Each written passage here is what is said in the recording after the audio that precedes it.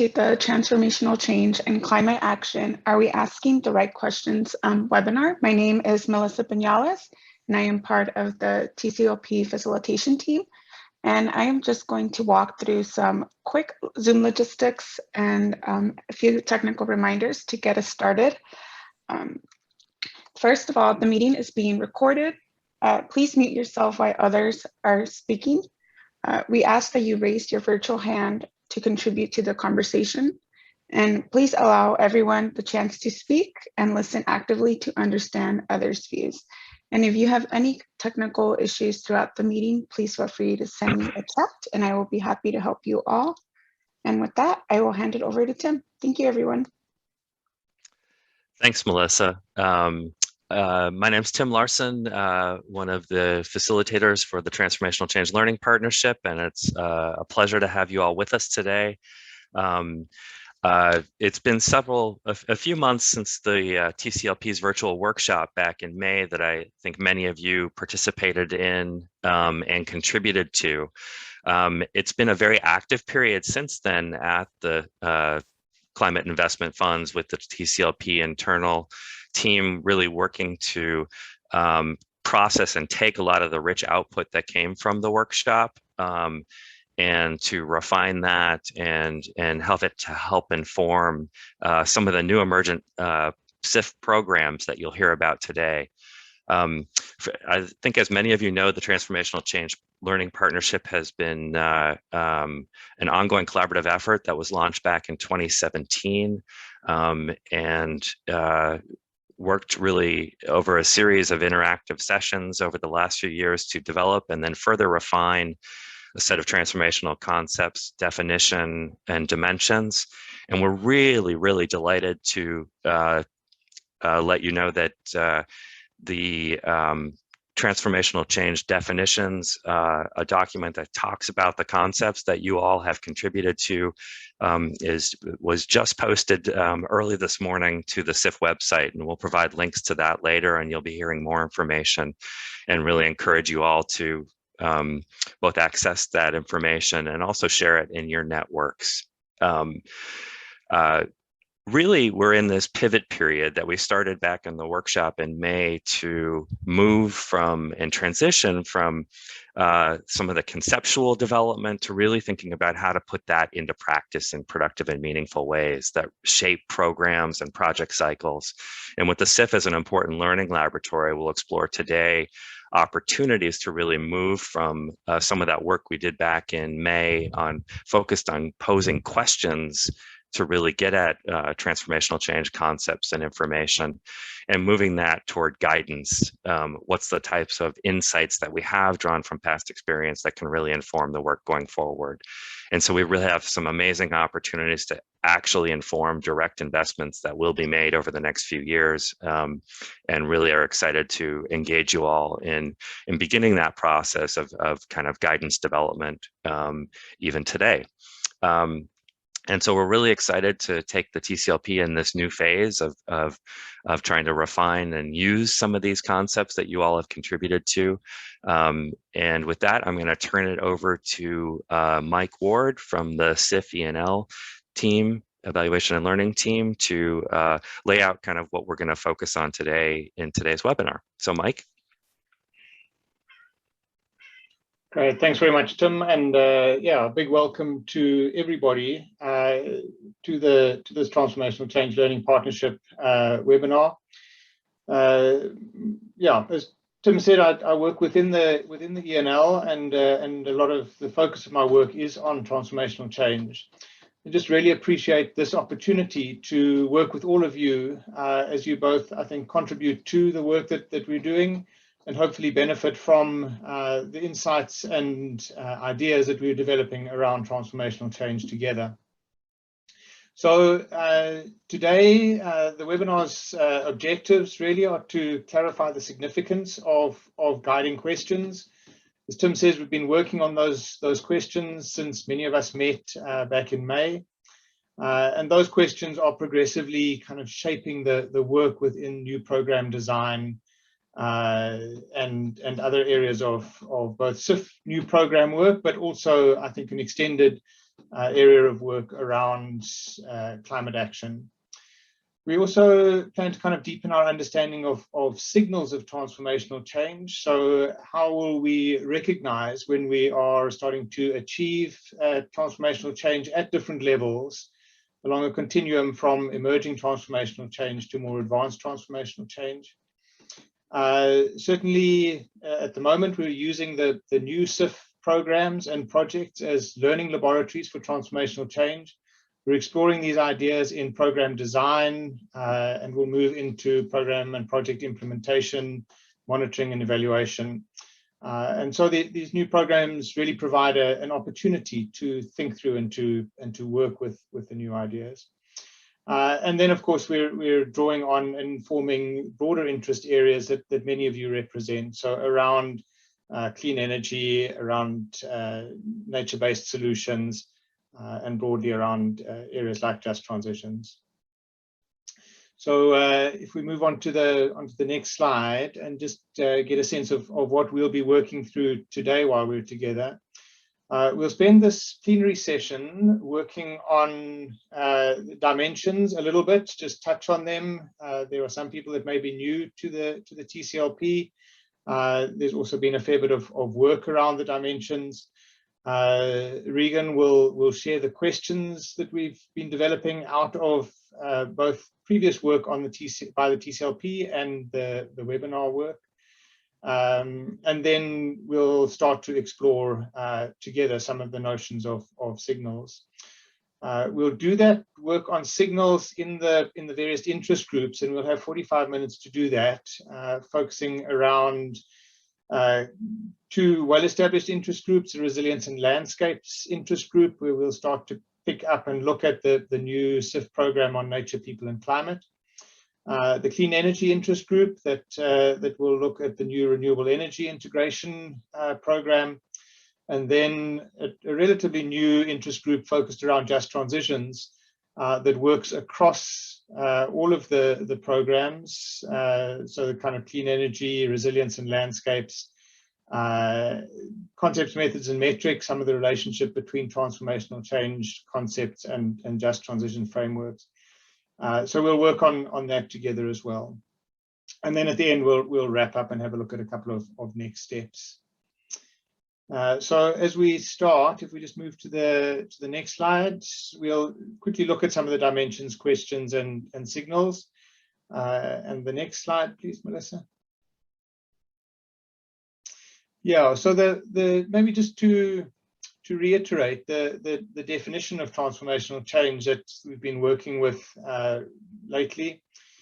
It's really fundamental change in systems relevant to climate action with large-scale positive impacts that shift and accelerate the trajectory of progress towards climate neutral, inclusive, resilient and sustainable development pathways. Of course, this is a big ask, and certainly transformational change is not going to happen through kind of incremental reforms. It will require quite bold movement, and of course, trying to work our way into ways of development pathways that are not yet there. And so we're needing to kind of learn our way into this. If we move to the next slide. And then the kind of definitions have helped us and guided us in this movement towards transformational change. Just to reiterate the kind of 5 dimensions that we're working with. Certainly relevance, absolutely key. So alignment with and attentiveness to the goals and context through time. And this notion of context, that transformational change will be different in different places, I think is absolutely key. Systemic change, fundamental shifts in system structures and functions.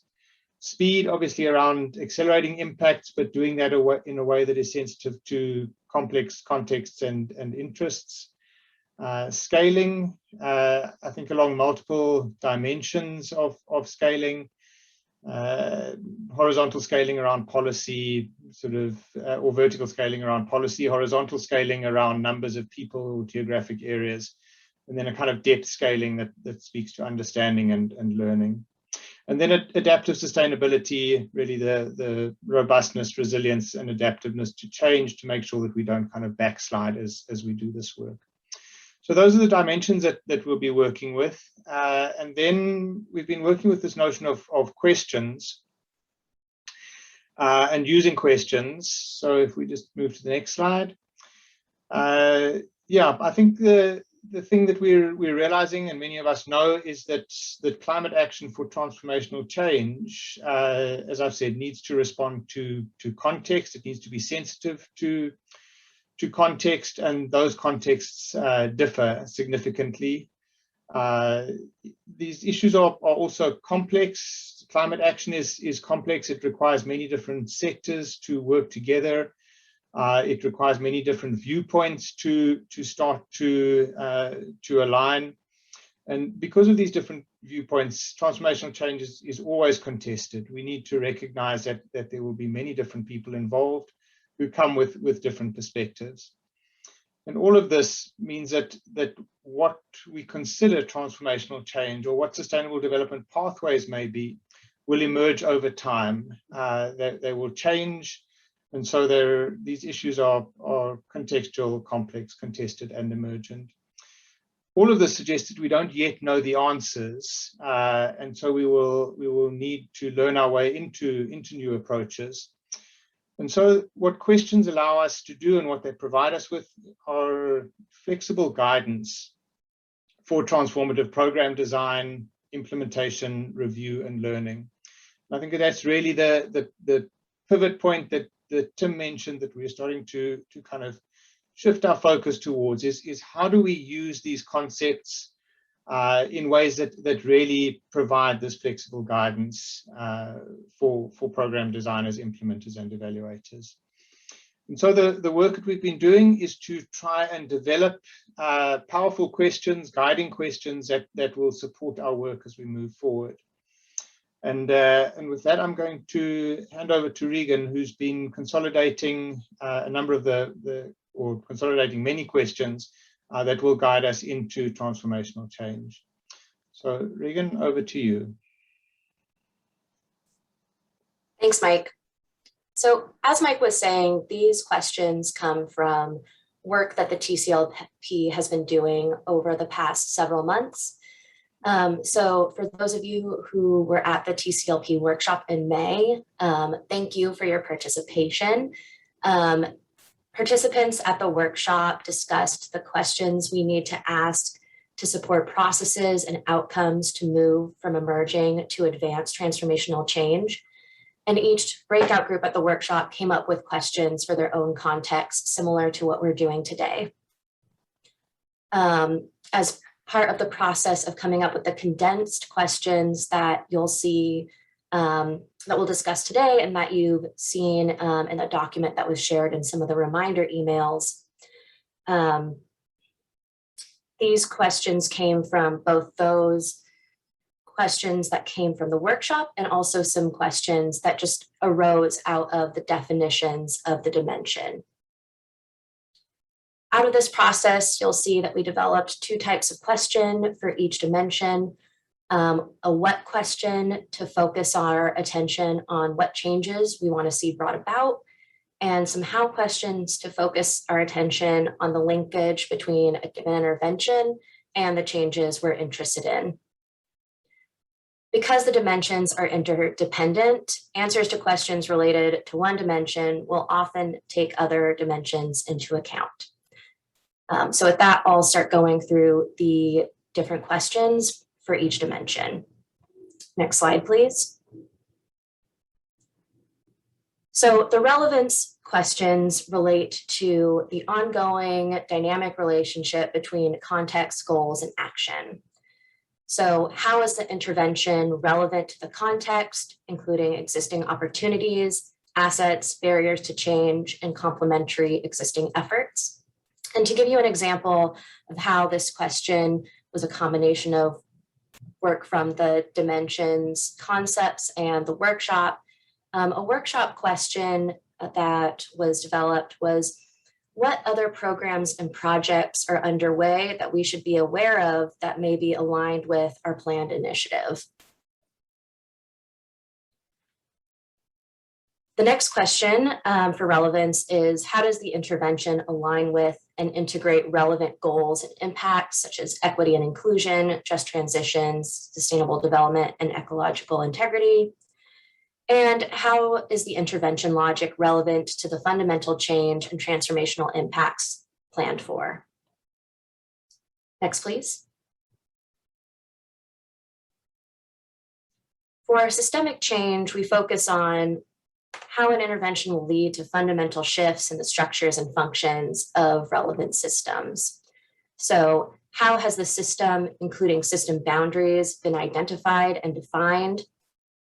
How does the intervention remove entrenched barriers and open new pathways for systemic change?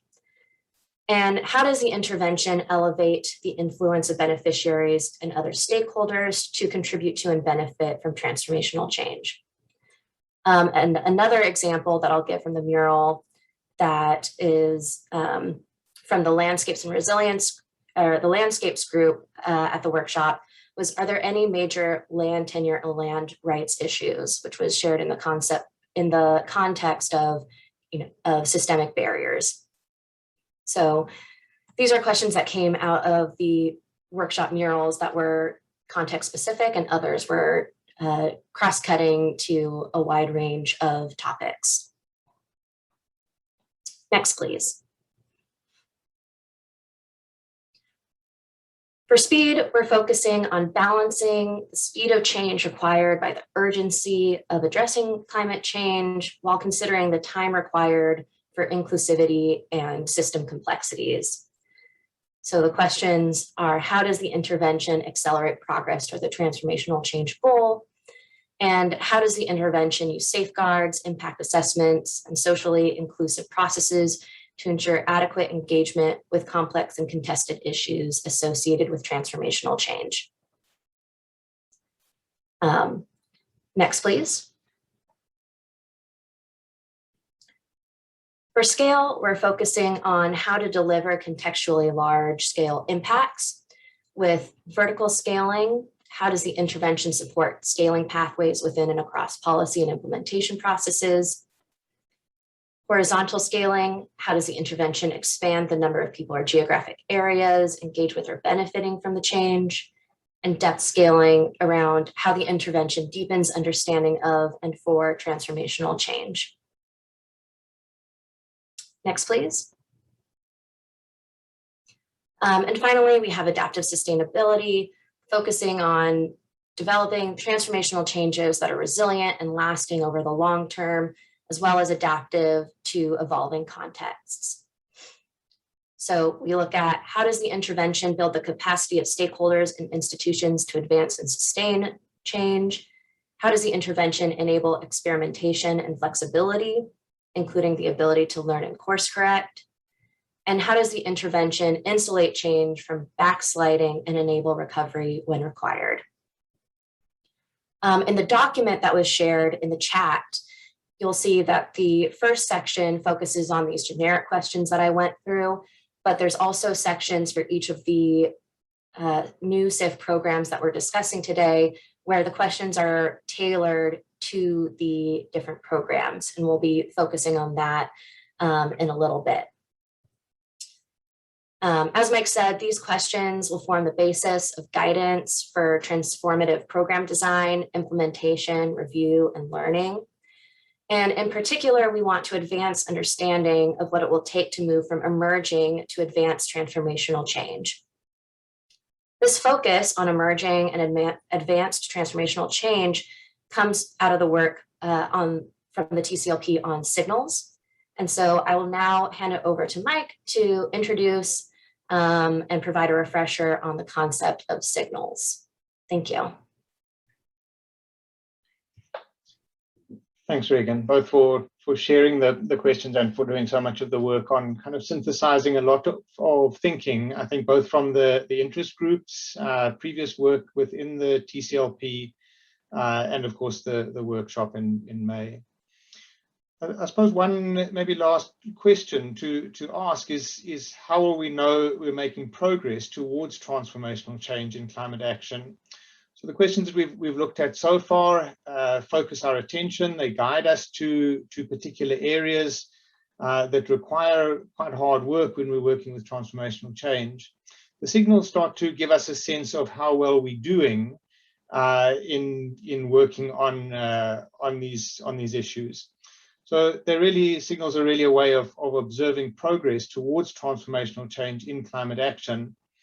And we're starting to use it quite extensively in a number of case studies. There have been case studies on concentrated solar power, on the forestry in Mexico, and one that will be coming out soon on energy efficiency, particularly in Turkey. And what these signals allow us to do is to think through, are we really kind of at the beginning of a process of transformational change? In other words, can we see emergent aspects of change, or is there quite significant change in the system? What those changes will be, of course, are contextual, and they change over time, as we've already said. But the signals help us to identify that, and that is the work that we will be doing in the breakout rooms. We're starting to clarify signals around particular areas of work. Next slide, please. So just some thought on this notion of emerging to advanced. I think it's really important to recognize that this is a continuum. It's not a kind of there are emergent and then there are advanced. And that we actually need to work quite hard to support this movement along a continuum. In the diagram on the side, developed by Jess Kyle and Matt Savage in some of the work that they've done on signals within the TCLP, a recognition that the signals are evident across multiple scales, so from a kind of micro individual scale all the way up to a sort of mega Earth or global scale, and that part of this shift or continuum from emerging to advanced is the recognition that we need to work across multiple scales, often across multiple sectors or different interest groups. And the kind of further across these various scales we can work, the more advanced our work is, and therefore we can see the signals in that kind of expansive work. If we move to the next slide. So these signals are also useful at various parts of a programmatic or project cycle. It's not that we will only use them in a design phase, although they are very useful for thinking through things like theories of transformational change or transformational ambition. We'll also use them in the implementation of projects, so they can guide monitoring and reporting systems for transformational change that may be formative in the implementation, help to shape and form a project as it unfolds. And then, of course, they're useful in evaluation and learning, in review of projects, to help us assess, for example, progress towards transformational change.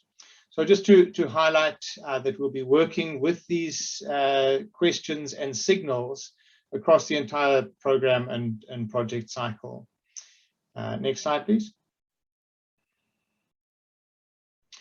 And I think that this is where the really exciting work is happening at the moment, is to take this thinking, all of the work that we've been doing collectively and collaboratively within the TCLP, starting to take this and use it to shape the new programs that the climate investment funds are developing. So the work's guiding the investment criteria of the new programs. It's been included in the project design documents that are currently being reviewed. It's informing an integrated results framework, and I'll share an example of how it's doing that. We will start to work into implementation guidelines and then broader guidance documents. And while this might focus on the SIF new programs at the moment, we'll see how that will inform broader areas of work when we go into the breakout groups. Next slide, please. So maybe just two very quick examples within the program design documents. There's an entire section under the investment criteria where questions guide or should guide the initial assessment, design, implementation, and evaluation of, in this case, the renewable energy integration programs and projects for transformational climate action. So this work being incorporated directly in. And then on the right, a diagram that is currently being developed to support an integrated results framework. And there again, on the left, you'll see the kind of more standard indicators, things like greenhouse gas emissions reduction, and on the right, a focus directly on transformational change and signals that will support ongoing evaluative work in the climate investment funds. Next slide, please. So just as we kind of prepare to break out into the interest groups and the breakout work, some more detail on the new CIF programs. The Renewable Energy Integration Program will be introduced in the Clean Energy Interest Group. I think an exciting program to accelerate the deployment of flexible grid integration solutions and energy access through really innovative technologies, infrastructure, and other emerging kind of technologies or forms of renewable energy integration. So that'll be the one interest group. I think that it's important to stress that would be relevant to anybody working in clean energy, renewable energy integration. So as I've said, while it may focus on a new program, it opens up an area of work which many of you will be able to kind of contribute into and have an interest in.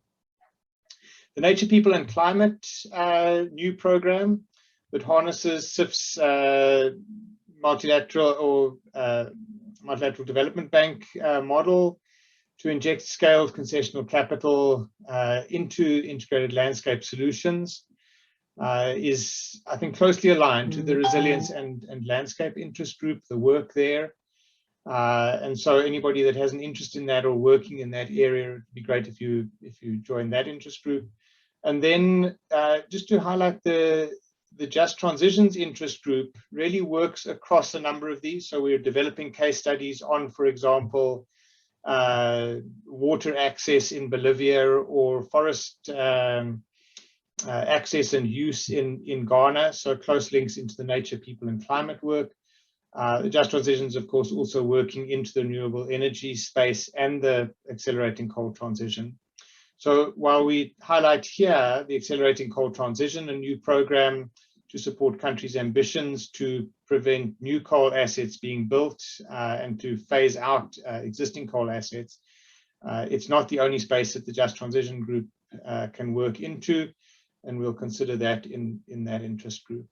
So I'm going to leave it there as a kind of introduction, and I think hand over to Shelby to introduce the breakout discussion. Thanks, Mike. Thanks, Regan. So we are really looking forward to digging deeper into these questions and how they puzzle together with the signals of transformational change and also the new CIF programs with you. In a minute or so, we're going to open 3 breakout rooms that align with the 3 TCLP interest groups, and you're going to choose to join one of them. And in the breakout room, you're going to cover new CIF programs that are relevant to your interest group, how guiding questions can be applied to this sector, and then think more critically about what it means to move from emergent to advanced transformational change. Next slide, please, Melissa. So to do this, we're going to be using Mural platform, which I know many of you are familiar with. But this image here is just kind of a bird's eye view of what you'll see when you open Mural. You'll receive the Mural link for your interest group after you've joined the breakout room. So you don't need to worry about opening Mural right now. We just want to give you an idea of what you'll see and how you'll be working together. So next slide, please, Melissa. Thank you. For those of you who are new to the Mural platform, there's two specific things that I think are really helpful when you're trying to navigate around the screen. And no worries, there's going to be someone in your breakout room who's going to be able to provide some extra help. The two things that we just wanted to give you a quick overview of is zooming in and out of the mural board. So these mural boards are pretty large, and when you first open them, they're going to look teeny tiny. And so you'll need to zoom in and out in order to actually read what's on the board and add sticky notes. And you can do this in one of two ways. You can either use your mouse, you can simultaneously press Control and plus or minus sign to zoom in with the plus or out with the minus, or you can use your mouse scroll wheel to do that. The way that I prefer to do it is to use the zoom control at the bottom right of your screen. There's a small icon there, and I like to just click on those minus and plus buttons. And then the second thing that you'll need to know how to do in Mural is navigate around the mural board. So when you're zoomed in, you'll only see a small portion of it, and you're going to want to move around. So the easiest way to do this is to look to the right of your screen and select some elements from the outline, and you'll jump right there to that section. You can also, using that same kind of zoom control icon, there's a small hand button. If you select that, then it'll put you in grab mode, and that'll allow you to pan around the screen without clicking on any of the board elements or accidentally creating stickies or moving them around. So those are just two tips for using Mural when you're in your breakout group and working together. If you have any questions about Mural, just please feel free to use the chat. And somebody, like I said, somebody can help you. And if you have questions about the breakout room, similarly, you can use the chat, and you're also going to have the ability to come back to the main session. If you have a hard time joining the breakout room, Melissa and I will be here to help you. So with that, I'm going to go ahead and open these rooms, and just remember that you're going to choose one of the three rooms to join. And okay, the rooms are open.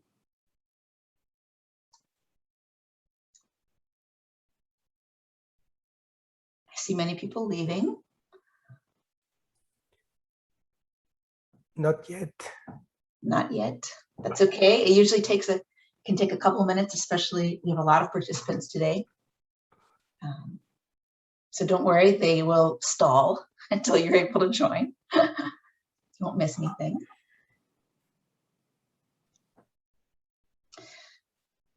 Hi,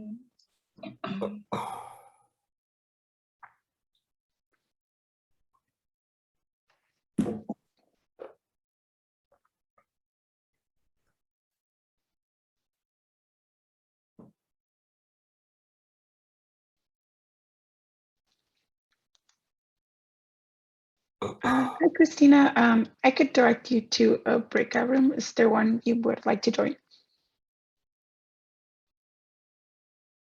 Breakout room 2? Okay, perfect. I will move you there.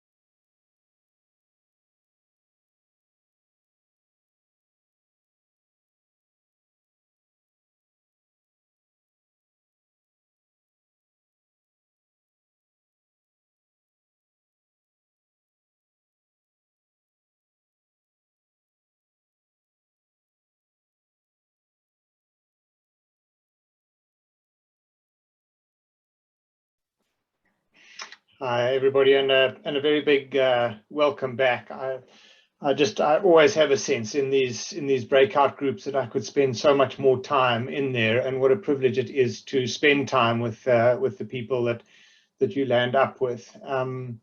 Yeah, so really we're moving towards wrapping up this particular webinar. And I think just two areas that we'd like to have a look at. The one is a little bit how we're going to continue to work with these ideas. I'll cover some of that. And then some opportunities for further engagement, which I hope many of you feel as stimulated as I do to follow up and to keep engaging in this discussion within the Transformational Change Learning Partnership. So Melissa, maybe if we move to the next slide, just have a look at how some of these ideas can be used. And one more, please, Melissa. So, yeah, I think that we're not going to try and cover the depth of insight from all of the groups. I know that that there will be value in those groups and in those discussions that I hope people will be able to take back into their work. In terms of some of what we will do with it within the Transformational Change Learning Partnership, some of the work that is on the go is to take the questions and to start to have a look at, if we're asking those questions, as we've done in these breakout groups, what signals would allow us to understand the level of change that we're seeing or need to support, and therefore the kind of transformational impact of some of this work. And we're going to try and take those signals, particularly into the implementation guidelines, which are a set of guidelines that will support project developers and implementers as they work with the new SIF programs, and in fact existing SIF programs, as we start to think through how we can support with guidelines greater transformational intent in the project design, implementation, and evaluation. And then speaking about evaluation, of course, I showed a very kind of broad overview graphic in which we've included the commitment to consider transformational change and signals in the evaluative work that we do within an integrated results framework. Of course, we now need to start to try and flesh out what that change may look like, what signals would be useful to use as an evaluative basis, and of course, how the questions can be used to ask questions like, you know, what works well, where, why, and particularly for whom, given the fact that there are these multiple perspectives. We'll also be developing deeper and more detailed transformational change guidelines, not only across the SIF programs, but more broadly. So starting to pivot this work from understanding the concepts and ideas into supporting people to work with them in many different areas. And then, as I've said as well, starting to think through how we evaluate transformational change. And this, I think, is going to be a biggish piece of work. If we're committed to it, then how do we evaluate and learn from the insights that we gain from evaluation in terms of supporting transformational change? So those are some of the kind of next steps in this work. We'll definitely take the huge contribution that's been made into the mural boards, start to, as we did with the questions, distill those out and progressively refine what might be useful signals in particular programs, sectors, and ultimately in different projects. So that's what we plan to do. I'm going to hand it back to Tim just to chat a little bit about some of the opportunities within the TCLP to contribute into that work and to benefit from it, hopefully, into your particular organizations. Great. Thanks, Mike. And thanks, everyone, for engaging actively in the breakout groups and the murals. I've had a chance to look across the murals, and there's some really great input in. And I recognize that there's no one right way to crowdsource contributions and enter into this process of developing guidance. But as Mike's laid out, there's a clear pathway and opportunity over the coming months to really further shape and refine and add to guidance just to help and equip partners working on climate action projects and financing, including through the SIF programs, to really integrate or to know what transformational change might look like in the specific context that climate finance programs are funding. So we'll have a couple other opportunities to engage in different ways around these different concepts. One's coming up quite soon. Next week on September 16th, there's a concepts, methods, and metrics interest group call to pick up some of the content and input that we gathered today and enter into looking at that from a variety of different viewpoints to continue to move the information and ideas forward. In addition, we also have several other interest group calls that are being planned for October, including the Clean Energy and Resilience and Landscapes groups. So stay tuned for more information on dates and focus of those. But really kind of digging into this work of crowdsourcing insights that can really inform the development of some of these new programs and be more broadly useful for supporting others working on climate action. So we have an exciting fall that's being planned right now. In addition, as I mentioned earlier, the new documents are actually out now, and I think there was a chat just into links to where you can find those on the SIF website, and encourage you to check those out and to share them in your networks. There's a 2-page summary of the updated dimensions and definition, as well as a longer document that includes some of the insights that emerged from past TCLP discussions. So really excited to have those out. The TCLP website will be updated to reflect some of that information, but for now you can access these attractive formatted documents that really elevate the work that the TCLP has done over the recent months. So I just want to thank people again for joining, encourage you to participate in some of these upcoming calls and questions, or calls and opportunities for engagement. And we will also, I believe, be, if people have interest in the presentations shared today, we'll be making those available on the TCLP website. So thank you so much.